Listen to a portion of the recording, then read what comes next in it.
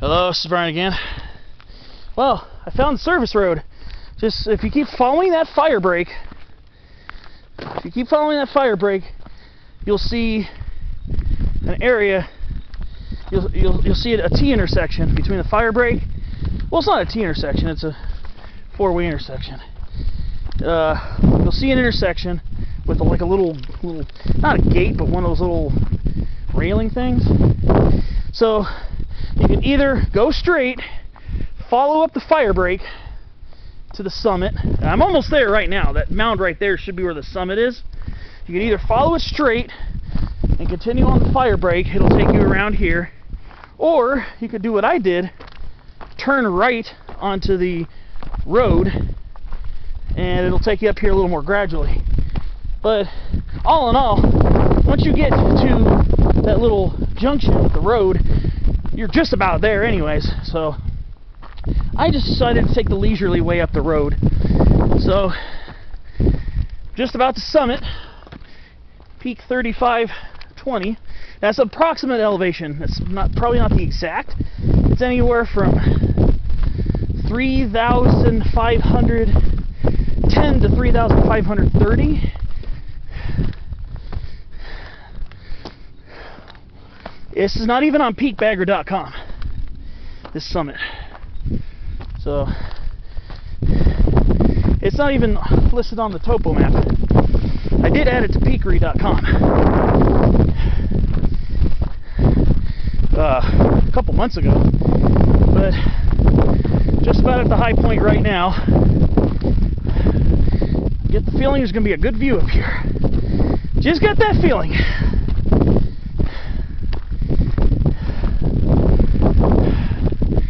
Here we are. This is it. Right where that shrub is.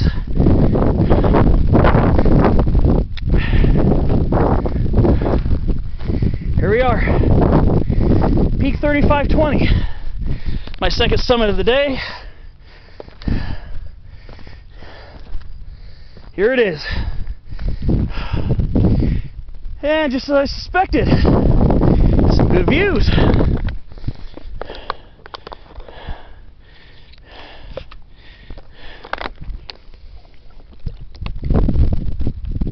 Excuse me. I believe that's peak 3480. I did that one in January of 2018 before the fire burnt there. I believe over there is Old Dominion Saddle, and you can follow a fire break that goes up over that hill, that little bump, goes down a little bit, and it goes up. It starts off very steep and very slippery, but I mean, it stays steep for a nice chunk of the hike, but I remember when I did it, it was before the fire burnt there. I did it in January 2018, and the fire burnt there in August and September 2018. There was a fair amount of bushwhacking. You could see the trail underneath the bushes, but the shrubs were intertwined at your chest and sometimes your head level, so yeah, do some bushwhack. But yeah, I believe that's peak 3480. I'm pretty, like 95% sure that's it. That's got to be it, actually. So I can see Main Divide. I can see where Main Divide comes around. Yeah, that's Main Divide Road right there. So what it does is it goes to there. There's a that's where Main Divide becomes dirt, and it becomes dirt as it goes up towards Los Pinos Saddle, which is over there, and then the paved road becomes Long Canyon Road. So what happens is that's the intersection of Main Divide and Long Canyon Road. And so yeah, that will be peak 3480. I believe that summit's elevation is 3414. I remember reading about that one somewhere too. I didn't make it that far. I went to 3480 and I was pretty good. But yeah, they believe that's 3414, peak 3414. And then now we're up here looking towards Los Pinos Saddle, which is right there. Vicar Benchmark, which is 4,316 feet. Unfortunately, that area burned. And unfortunately, there was a fire that the fire destroyed a a population of coulter pines down there, and there were some incense cedars that were flourishing there, and they were reproducing. As I was up there, the Forest Service must have planted them probably a couple decades ago. They were doing really well, and they were flourishing, and they were even reproducing because there were incense cedar seedlings on the ground underneath the coulter pines. And there were some Monterey pines over there too. And now most of those are just burnt from that fire. I think I do see one straggling survivor over there. I mean, there's probably going to be some survivors here and there, but I hate to say it, but those incense cedars are probably gone, unfortunately. But yeah, they were starting to get, they're getting up to about 40 feet tall already. They were obviously doing well because they were reproducing. And it was just a nice forested area. And last time I was up by Los Pinos Saddle, there was a nice coating of snow on the ground. I don't know what happened to my video of that. I can't find the video that I took of that because I had it somewhere. It's gone. I mean, if I find it, I'll try to upload it. That's what it used to look like. And went up there at the end of February 2018, and there was a nice coating of snow up there. It was freaking gorgeous up there. And then, okay, now, again, we got Vicar Benchmark there, and then the Los Pinos Trail kind of follows and undulates along the ridge, and that's Los Pinos Peak right there, 4,514. From this side, the fire damage is not that evident on that side of the peak, but on the north side of the peak is where the main damage occurred. Basically, it went up to the ridge line and really didn't go on the south side of the ridge too much. Maybe a couple spots that might have breached the ridge line, the holy fire. But there are a couple of canyons on the south slope, on the south side of Los Pinos Peak, that have some big cone Douglas firs growing in there. Luckily, thankfully, they survived. Now, I mean, depending on how severe the fire was in all the locations, some of those big cones might be resprouting foliage right now from their branches. I did a spotlight on trees about a week and a half ago about how big cone Douglas firs, they have very thick bark, and they can survive some fires if the fires don't damage their bark tissue too thoroughly, and they can sprout buds from inside their bark. So trees that look like they're dead can resprout. So thankfully some of the big cone Douglas firs on the south side of the peak were not harmed. Now, and we've got some good views here. Sorry about the water bottle. Sorry about the sun glare too. I'm going to try to angle it down a little bit more. But you can see two prominent peaks over there to the south-southwest. The one on the right is Old Sugarloaf, and the one on the left is Sugarloaf Peak. Old Sugarloaf is 3,326, and Sugarloaf Peak is 3,227 feet. Now, if you take the San Juan Trail from San Juan Trailhead by Blue Jay Campground, which is where I'm going to be heading next, that will take you to that area where you can get a use trail to get up to each peak. Now,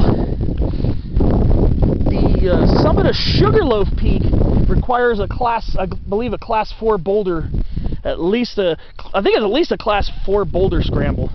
So I was satisfied by hanging out at the base of it. I did that in October of 2017. Foggy and misty and drizzly that day. It was nice. And at Sugarloaf, Old Sugarloaf right there, the more rounded one, that one, the use trail is really steep and it's long. It's a long use trail to get up there. However, no scrambling at the top. I mean, other than maybe hopping across a few rocks. But the use trail to Sugarloaf Peak, the one with the boulder scramble, that use trail is actually quite short. But the one to Old Sugarloaf is much longer. It's very steep, and it feels like it goes on forever. But apparently there's supposed to be a population along the San Juan Trail of Chaparral P, Picaringia montana variety tomentosa. Was it tomentosa or tomentella? One of those two. It comes from the species Picaringia montana, Chaparral P. It's supposed to be near the Sugarloaves, but when I was there, I didn't see it. But this is interesting. There's just a lot of cool species of plants here in the Santa Anas. I really have a lot of regard for these mountains, and I have a lot of fun when I'm here. So I'm going to get my obligatory selfie and a few view shots, and then I'm going to go head down towards Blue Jay Campground and kick it there for a few minutes, I guess, and just look around. If you go down this way, this takes you down towards Blue Jay Campground this direction. A nice population of coulter pines down there, so I might see you down there. In fact, I think I'm going to take the service road back down towards near where the San Juan Trail is, and make kind of like a little bit of a loop out of it. And then when I'm done poking around in the Blue Jay area, I'll go take a walk and maybe just walk along Long Canyon Road back to where my Jeep is. But just enjoy the views up here. Nice cool breeze, beautiful mountain scenery. It's awesome up here. Another cool peak, and well, I'll probably make a separate video set for Blue Jay Campground, so this will be it for peak 3520. I'm just going to go catch up with the service road and basically just follow it back down to where it meets up. I believe it meets up near the San Juan Trailhead.